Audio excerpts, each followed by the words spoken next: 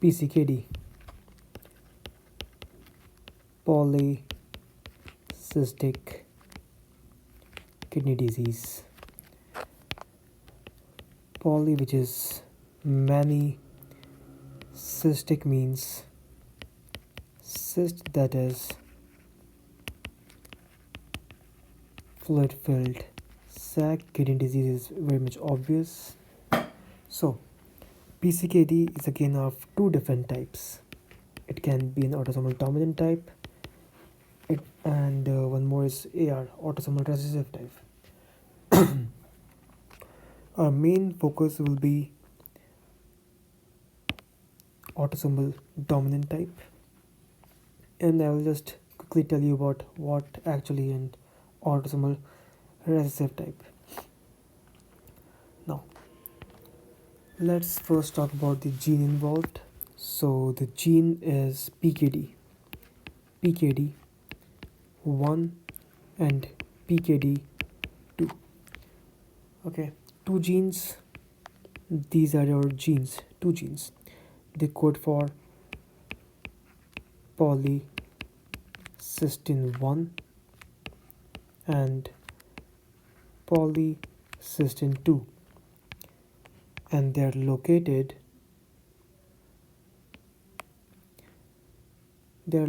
on different chromosomes. So the polycystin 1 will be located on chromosome number 16, and for this polycystin 2, this will be located on chromosome number 4. So important one. And among both of them, PKD and PKD1 and PKD2, PKD1 is more common. About 85% of the cases are the PKD1 type, and remaining 15% for the PKD2 type. Now what actually happened in this case? So it is an autosomal dominant type, right? And in this case there are multiple expanding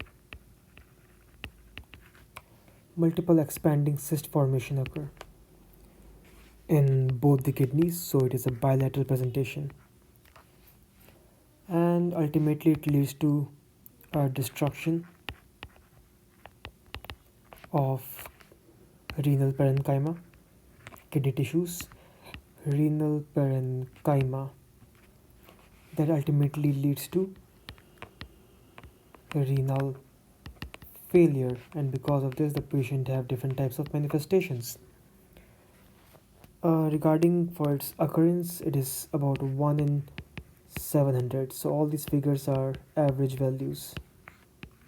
So 1 in 700, it is now again autosomal dominant type, multiple expanding cyst formation, bilateral, so both the kidneys are affected at the same rate.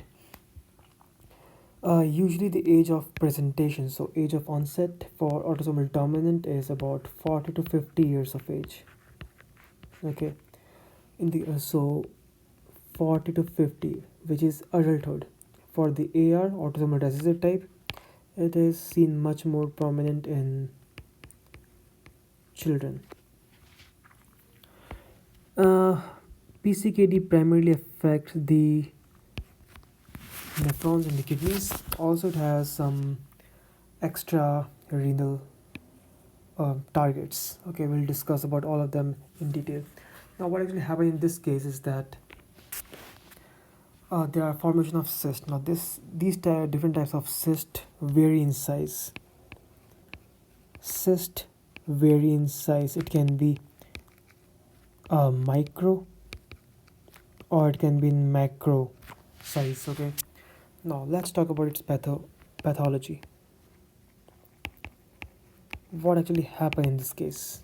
So we discussed about polycystin, right? So there is a mutation in this polycystin because of the allele got by the affected parents in the case of autosomal dominant. So we have mutation in PKD, mostly PKD1, which will cause the affected polycystin, right? So polycystin will be also affected. Once this happens, there will be two main mechanisms. Okay, first of all, there will be altered mechano sensation by tubular systems, by tubules, and at the same times altered calcium influx. Okay, after these two things happen, both of them contribute to altered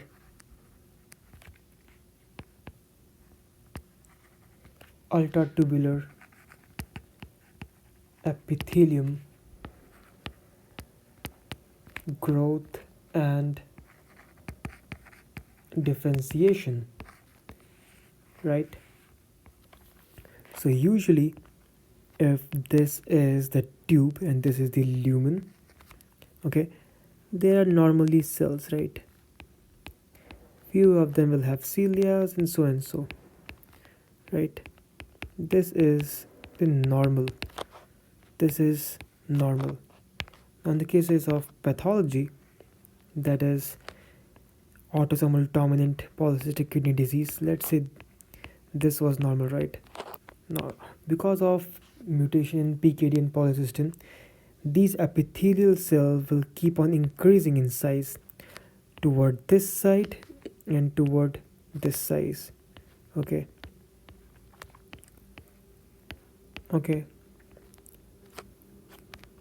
Right, the same thing will happen to other side as well and toward the luminal side as well.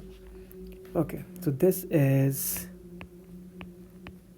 what's happening in the affected. So this is the affected neuron. Now what else happens? Now because of this altered tubular epithelial growth and differentiation, three main things happen. 1, 2 and 3. So the first one, the matrix becomes abnormal. Abnormal tubular cells in matrix.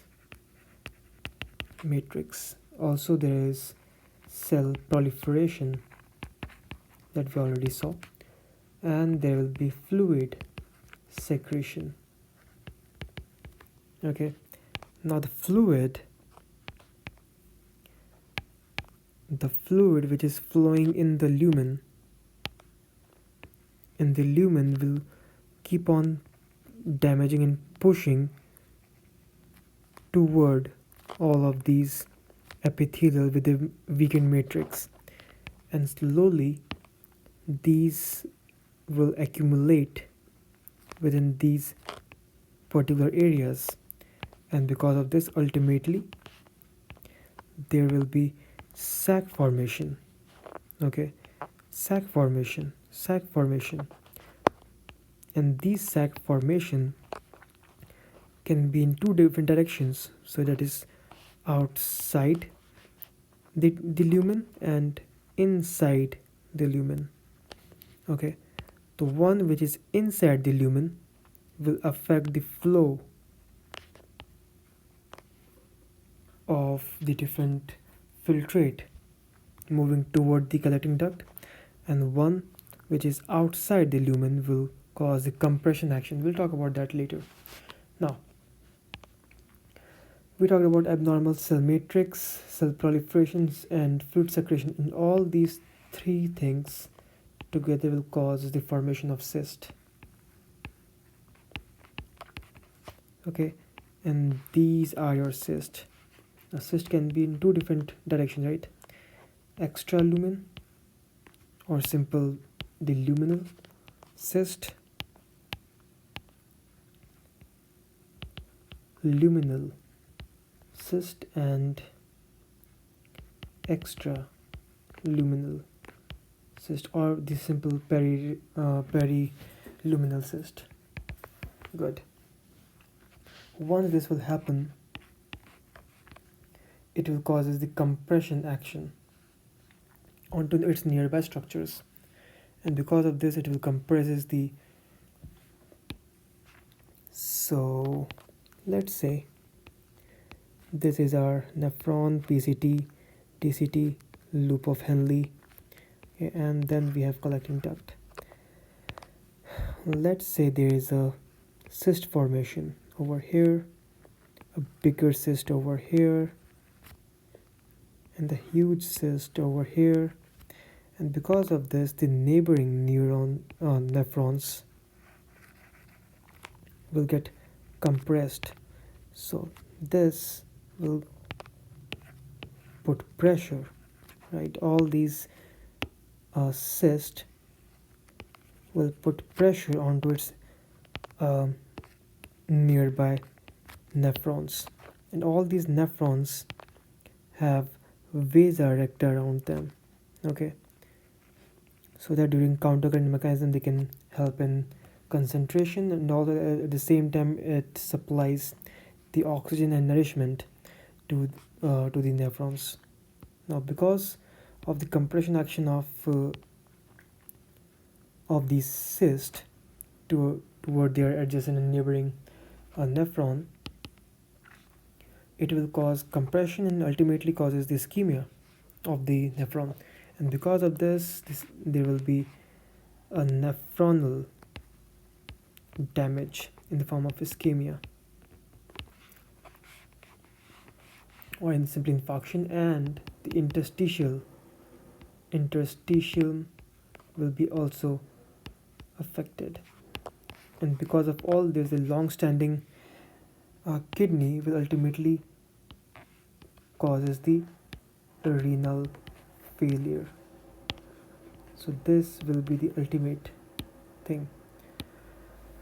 Good. Now we already discussed that. So let's take a cross section. So the cyst formation can be in two different directions, right? One is toward the lumen. This is the lumen, right? And one can be outside the lumen, and this cyst can increase in size, okay, so they can increase in size, and this fluid, the fluid formation, okay, from the luminal side. Good. So this is the outpouching of the cyst. Now once this happens, the patient's kidney will keep on increasing in size, so overall size will keep on increasing with time, and the GFR, because of the compression action, initially it will be normal, but again and again with time this will decrease. We'll plot a graph, okay, in next slide, but let's see the clinical scenario first of all. So clinical feature: early stage, early and late stage. Early stage, the patient will still have normal functioning nephrons, and the patient will have overall asymptomatic features. Asymptomatic. The patient will be asymptomatic. In the later stages, they will have renal insufficiency or renal failure even. Okay. I will not use the word reversible, but in the asymptomatic stage, the disease progression hasn't been so much, so overall the severity is less over there. However, in the late stage it is irreversible damage. Good. Now we just talked about the EGFR. Overall the GFR of the patient. So for the EGFR in the early presentation, the EGFR will be again normal, okay, it is high, and for the late stages EGFR will drastically decrease.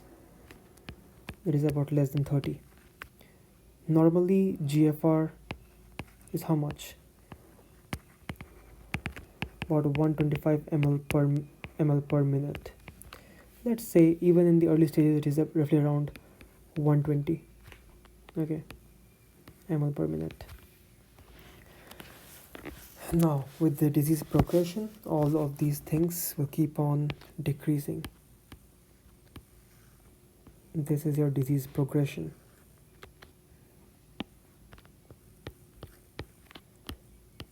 Disease progression. Good. Now let's plot a graph, okay, for the eGFR and the size. But let's quickly discuss all the signs and symptoms. So sign and symptoms. So first of all, because of the dilatation, the patient will have basic symptoms. For example, the patient will have pain. Now this pain will vary depending upon the location and the size of cyst and the area occupied within the abdomen. So the pain can be seen in flank or in the abdomen. Okay, so if this is our whole abdomen, so the pain can be in two different areas. It can be even generalized in whole, or it can be in particular in the side, that is your flank areas. Okay, next will be excretion of blood clots can also be seen because of the damage of the blood vessels. So there will be, first of all, there will be hematuria. Hematuria can be seen, and this hematuria will be maximum because of the damage. Simultaneously, the patient will have proteinuria. That is about less than 2 grams per day. Because of the damage of the blood vessels as well, there will be damage to the counter current mechanism, and the patient will have less concentration of the urine. Because of this, the patient will have polyuria, and this happened due to decreasing in the concentration of urine. The patient RAS system will be affected, and the patient will be much more susceptible to hypertension. There can be excretion of blood clots as well, and this mechanism will be explained by the hematuria. Okay, either the person will urine directly the blood, or the blood clots will be seen in the urine. Now because of this blood clots, the chances for the formation of stones will increase. That is your renal calculi. And because of this renal calculi, right, there will be renal colic. These are not our hard and fast rule that this will be seen always, but this can be seen. Okay, right. And because of this renal calculi, so always remember that renal calculi will increase the chance of UTI, and the UTI will increase the chance of renal calculi. So it's a circle. Okay, both of them favor each other. Renal calculi favors the UTI infection. The UTI itself favors the formation of calculi. Good. Now, it is very, very important that main target of this disease is kidney. However, it affects multiple organs. That is your extra renal structures. So mitral valve prolapse can be seen, aortic dissection, due to formation of blood vessels, aneurysms all over the body. Okay, let's say this happens within the abdomen, so because of this the patient will have abdominal aorta aneurysm. There can be complication can also be seen because of this. So complication, intraperitoneal bleed, profuse bleeding can be seen. It can happen within the cranium, so intracranial bleed, and because of this the patient will have their own signs and symptoms for the given condition. Now the patient can also have affected spleen. They can have pancreas as well as the lung affected, and in all of these structures the presentation will be same, that is the formation of cyst formation, right? Oh, very well. Now two conditions for the autosomal dominant and the autosomal recessive. Autosomal dominant, about 50% of the case, okay, and roughly around like 75% or more, 50% cases will be for the liver, and for the autosomal recessive one, 75% chance for affecting the liver, and the rest 50%, and let's say rest 15 to 25%, rest of the 25% will be other structures. Okay, all these structures we discussed right now.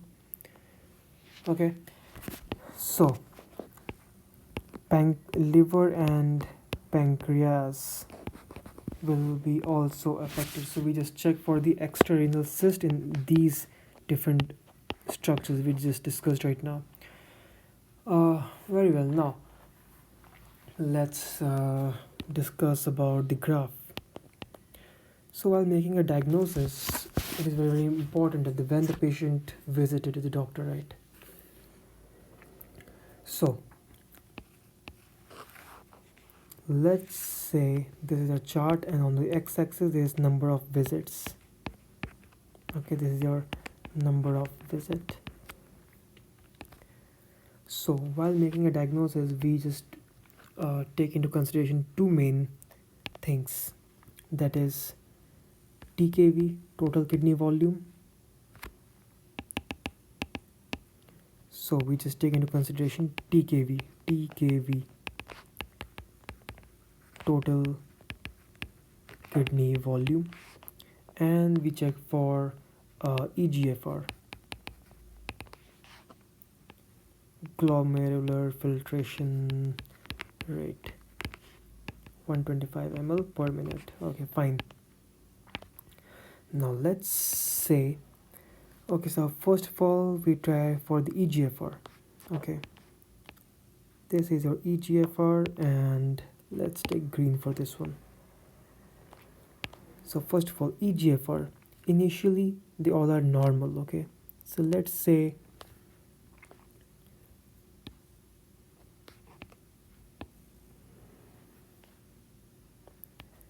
this is the normal value right now. So normally it will keep on at the normal level, and then slowly the EGFR will keep on decreasing.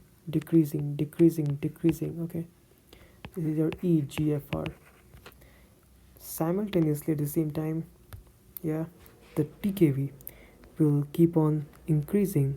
So initially again it will be a normal, but the size of the kidney will keep on increasing, so TKV will keep on increasing and the EGFR keep on decreasing.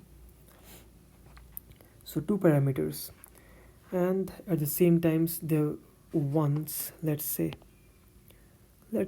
over here the kidney will start to shut down, and with its progression it will reach its end value and causes the renal failure.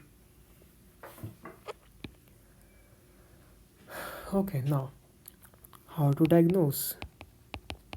So family history will be positive, signs and symptoms plus all the clinical features will be present. Not all, but at least many of them should be there, right? Then because it's a genetic disorder, so we can go with the genetic testing, in which we check the chromosomal abnormality and the defective protein. So genetic testing will give us positive value again. Now we can also go with the ultrasound,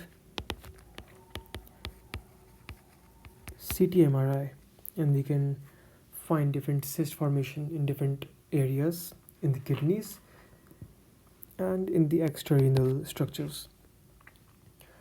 We can also check for the graph, and we can check for HT TKV is to EGFR values. Okay, this is this one. So HT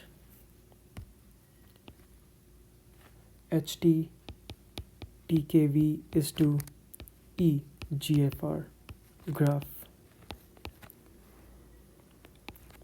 With the subsequent number of visit, we can just find that this gap will keep on increasing. Okay, this is the gap which keep on increasing, and this gap will again tell us the severity of the disease. Now, how to manage and treat this condition? There is no treatment, only symptomatic management. Give antibiotics if the patient have infection because of UTI. Okay, we can try to manage and decrease the chances of formation of calculi. We can give pain killers. However, in the case is where renal colic is present, we should avoid giving the painkiller because it abbreviate. Okay, so antibiotics for infections, painkillers, that is analgesics, can also be given, but not in colic if there is stone present. In the cases of hypertension, we can choose from ACE inhibitors to ARBs, right, or CCBs or beta blockers. Depending on the condition of patient, we can choose from all of them. However, the main treatment is nephrectomy and transplant. The main thing is that even after the transplant, there is chances for the recurrence. So yeah, this is the problem with this condition, and we can't help the patient much, but we can delay with the same thing, that the patient don't undergo the same problem with the formation of cyst and ultimately leading to renal failure. We give all those drugs which will decreases the occurrence, right?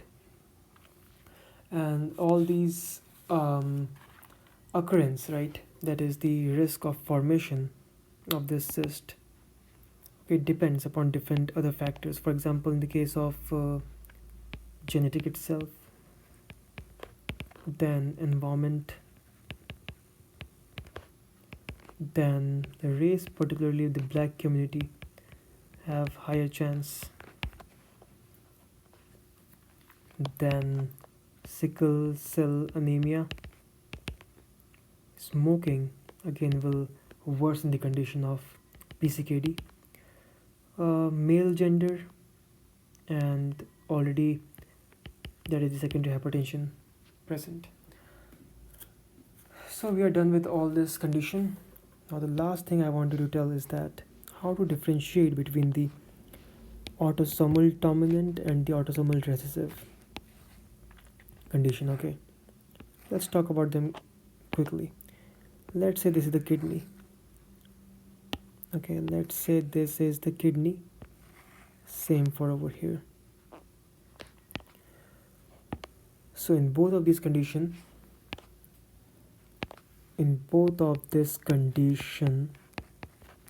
there are formation of cyst. So let's make cyst. So in the case of autosomal dominant, there are random, okay, all these cysts are randomly organized. Okay, they are microscopic, macroscopic. However, there are cysts outside the outer surface. Okay, it can vary in size. It can be small, it can be even huge cyst. Okay, it can even leak. Okay, let's say this one leaks out. This one leaks out. So there can be different presentation for the same condition, right? So what are the main things? So there is randomly arranged cyst. Okay, even the outer surface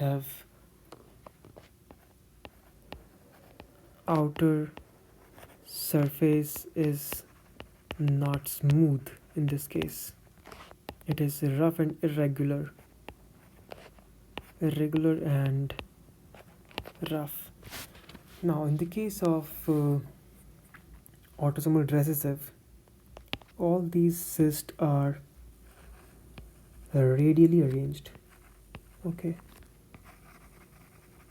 so next time when we see some radiological imaging, this will help us to diagnose much faster whether it is an autosomal dominant or autosomal recessive. So radially arranged. Okay, this is radially in a circular form arrangement. So radially cystic arrangement. And however, there are no cysts outside. So because of this, outer surface of kidney is smooth. One more key point to remember is that autosomal dominant is seen much more commonly in adults, or we can say the presentation of the disease is seen in adults. In the case of autosomal recessive, the children will show all these signs and symptoms. Similar presentation, right? However, we cannot delay death. We can only help the patient by giving the this thing, change the kidneys. Okay, we can't help the patient much, only symptomatic management. Okay, time to see some imaging. Okay, so this is how the disease looks like. This is an autosomal dominant, so these are cysts outside also, and cysts will be inside also. So outer and inside, and the surface is irregular. So yeah, and overall the size of the kidney will increase. Next is, let's see some ultrasound.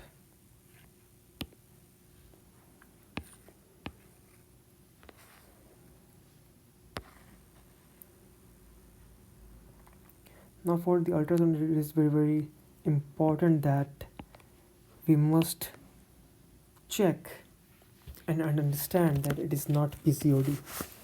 Okay, sometimes the arrangement of cyst is such that it might appear that the patient may have PCOD, but hey, we are looking for the kidneys and not the ovaries, so just see that it is a kidney and not a ovaries, right? So once we just find that it is the kidneys ultrasound, then we just check for different types of cysts. So see all these continuous big cysts, this. Similarly over here you can see cyst, right? Okay, however, if right kidneys and such thing is not given and only image is given, and the presentation is such. However, for the PCOS, we know that it is a pearl of string appearance. Okay, so that's how we can find whether it's a PCOD or it's something else. Now, let's see this one. So in this modality, it is CT, MRI, everything all together. See all these cysts. This is, see, many cysts over here, here. One. See, you can appreciate all these cysts, and don't worry, these are not stone. Okay, please don't get confused for the stone. Okay, fine. Next pick. Next pick is for, let's see this one, transverse section. Okay, these pics I'm just showing you, I know all of them are same, but just make yourself familiar with all of them.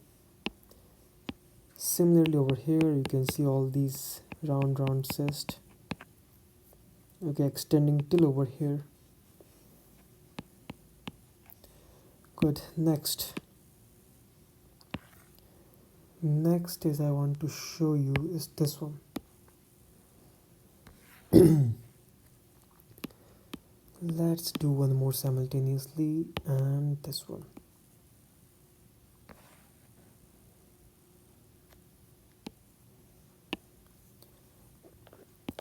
The point to know over here is that this is the border. This is the kidney, right kidney, and this is the left kidney. See how big have they become. Now on top of the right kidney is your liver, and see, extrarenal manifestation, cyst within the liver. See all these things.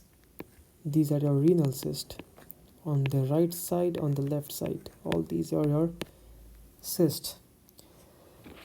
Now for the another CT, let's see. This is your big kidney. So yeah, and last picture I have is this one. So this image depicts with time the size of the kidney will keep on increasing and the EGFR will keep on decreasing. So this was the same graph we talked about. So it's a graph of TKV is to EGFR, right? And then there will be one point after which the kidney will start to shut down, renal failure, and the patient will have manifestation of edema, lower body edema, and so, and ultimately the patient can even die. So yeah, I guess this was all about ADPCKD. We also discussed briefly about this one, AR, autosomal recessive one. Do I have some other imaging? We have discussed everything.